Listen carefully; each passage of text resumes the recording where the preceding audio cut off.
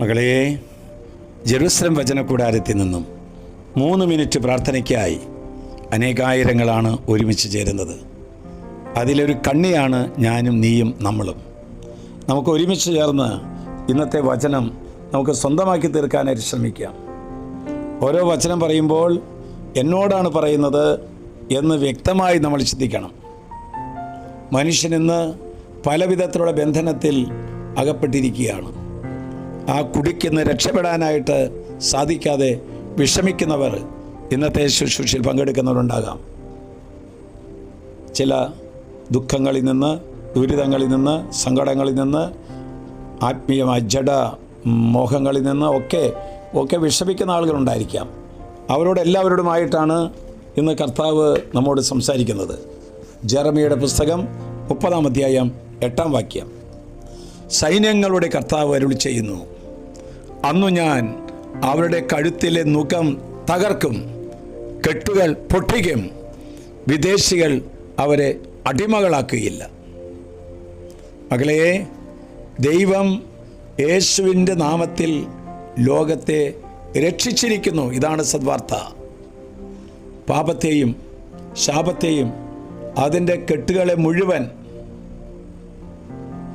യേശുവിൻ്റെ തിരുരക്തത്താൽ നമ്മെ വീണ്ടെടുക്കപ്പെട്ടിരിക്കുകയാണ്. തിരുസഭയുടെ സകലവിധ കെട്ടുകളെയും ആത്മാവിനെ ചങ്കലക്കിടുന്ന അടിമത്തത്തിൽ നിന്ന് മോചനം നൽകുവാൻ ദൈവം നമുക്ക് നൽകിയിരിക്കുന്നത് ദൈവത്തിൻ്റെ വചനമാണ്. ആ വചനം ആര് ശ്രവിക്കുന്നുവോ അവൻ്റെ കെട്ടുകൾ പൊട്ടും. പല വിധത്തിൽ ദുരിതങ്ങളിൽ കുടുങ്ങിപ്പോയവർ വിടുതൽ കണ്ടെത്തേണ്ടത് യേശു നാമം വിളിച്ചാണ്. യേശുവിൻ്റെ രക്തം തെളിച്ചും കുടിച്ചുമാണ്.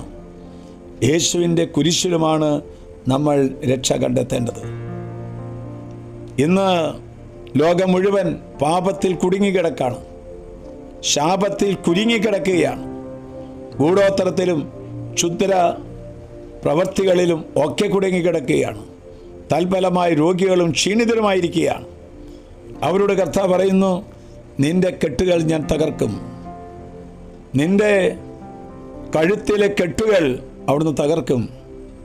കടുത്ത നിരാശയിൽ കഴിയുന്നവർ, സംശയ രോഗമുള്ളവർ, ആത്മീയമായ വളർച്ചയില്ലാത്തവരോട് കർത്താവ് പറയുന്നു, നിന്റെ എല്ലാ കെട്ടുകളും ഞാൻ പൊട്ടിക്കും.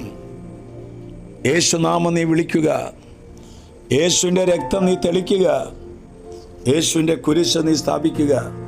നിന്റെ കുടുംബത്തിൽ നിന്ന് തീവ്രമായ ഭയങ്ങൾ, കൊടും ഭീരുത്വങ്ങൾ, ഉറക്കമില്ലാത്ത അവസ്ഥകൾ, ദുശ്ശീലങ്ങളിൽ നിന്ന് മറികടക്കാൻ പറ്റാത്ത അവസ്ഥകൾ, ദൈവമായ കർത്താവ് പറയുന്നു, നിന്റെ കെട്ടുകൾ ഞാൻ തകർക്കും, പൊട്ടിക്കും. ഇനി ഒരിക്കലും അതിലേക്ക് തിന്മ കടന്നു വരാൻ സാധ്യമല്ല.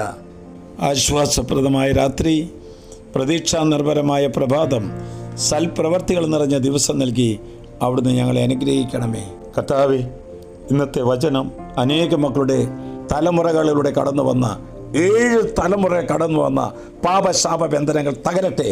നമ്മുടെ കർത്താവ് ഈശോ മിശിഹായുടെ കൃപയും പിതാവായ ദൈവത്തിൻ്റെ സ്നേഹവും പരിശുദ്ധാത്മാവിൻ്റെ സഹവാസം ഉണ്ടാകട്ടെ, ഇപ്പോഴും എപ്പോഴും എന്നേക്കും.